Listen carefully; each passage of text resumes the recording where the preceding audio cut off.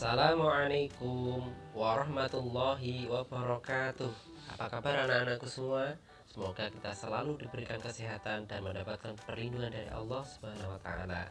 Pada kesempatan kali ini, kita mempelajari mata pelajaran Akidah Akhlak bab pertama. Pada kali ini kita mempelajari tentang kalimat thayyibah. Sebelum kita bahas lebih lanjut, tahukah kalian apakah kalimat thayyibah itu? Kalimat thayyibah adalah kalimat baik yang berisi sanjungan atau pujian terhadap kemuliaan Allah. Barang siapa yang mengucapkannya secara ikhlas, maka akan mendapatkan pahala dan dicatat sebagai ibadah. Sesuai dengan hadis yang diriwayatkan oleh Bukhari, al-kalimatut thayyibatus shadaqah. Artinya, kalimat thayyibah itu adalah sedekah. Sudah jelas ya, kita kalau membaca kalimat thayyibah, maka kita dianggap atau mempunyai nilai bersedekah. Jadi sedekah itu tidak hanya uang.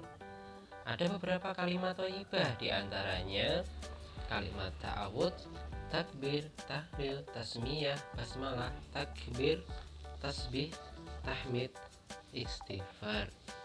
Dan pada kesempatan kali ini kita akan membahas kalimat thayyibah subhanallah, masya Allah, Allahu akbar. Untuk yang pertama kita membahas subhanallah, artinya maha suci Allah. Secara bahasa, ungkapan subhanallah berarti aku menyucikan Allah dari sifat-sifat yang tidak layak untuknya. Kalimat lengkap subhanallah adalah subhanallah wa bihamdi subhanallahil azim. Artinya maha suci Allah dengan memujinya, maha suci Allah yang maha agung. Kalimat tersebut merupakan kalimat yang disukai Ar-Rahman. Dalam sebuah hadis Rasulullah bersabda yang artinya dua kalimat yang ringan dalam lisan, berat dalam timbangan dan disukai oleh Ar-Rahman adalah subhanallah wa bihamdi subhanallahil azim. Sesuai dengan firman Allah dalam Al-Quran surat Al-Jumu'ah ayat 1 yang artinya apa yang ada di langit dan apa yang ada di bumi senantiasa bertasbih kepada Allah Maha Raja, yang Maha Suci, yang Maha Perkasa, Maha Bijaksana. Waktu mengucapkan kalimat tasbih, ada beberapa tempat mengucapkan kalimat tasbih, di antaranya ketika berzikir. Setelah melaksanakan sholat fardu, kita disunahkan untuk berzikir kepada Allah. Salah satu bentuk zikir tersebut adalah melafalkan kalimat tasbih sebanyak 33 kali.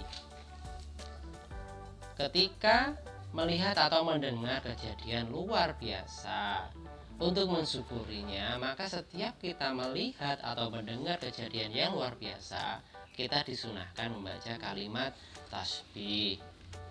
Berikutnya, ketika melihat atau menyaksikan keindahan alam ciptaan Allah, ketika kita melihat gunung, lautan, langit dengan awan, bintang yang bersinar pada malam hari, kita disunahkan mengucapkan kalimat tasbih. Berikutnya, ketika mengingatkan imam dalam sholat, ketika lupa bacaan atau gerakan sholat bagi makmum laki-laki, sedangkan untuk makmum perempuan dengan menepuk tangan. Hal ini merupakan bentuk teguran atas kesalahan imam sekaligus menyucikan dan mengagungkan Allah dari keburukan. Hikmah mengucapkan kalimat tasbih. Hikmah mengucapkan kalimat tasbih diantaranya, pertama, mendapatkan pahala dari Allah, membuat kita semakin dekat dengan Allah, dicintai Allah karena tasbih merupakan salah satu kalimat yang dicintainya, mempertebal keimanan kita kepada Allah, menjauhkan kita dari perbuatan syirik.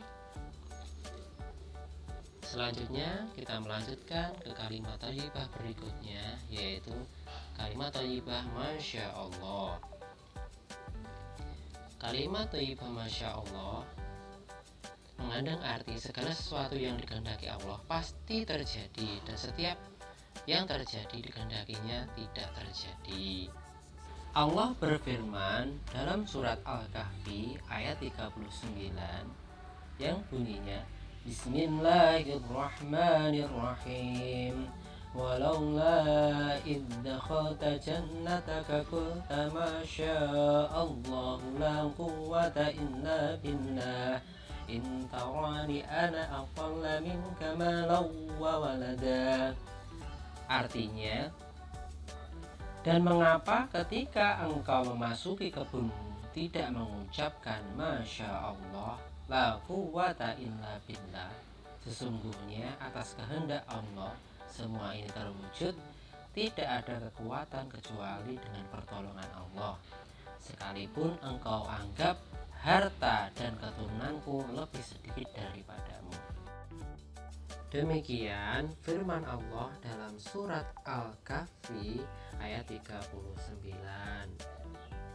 Waktu pengucapan kalimat thayyibah Masya Allah, yaitu ketika melihat sesuatu atau kejadian yang indah maupun menakjubkan, sedangkan ada peranan manusia dalam suatu atau kejadian tersebut.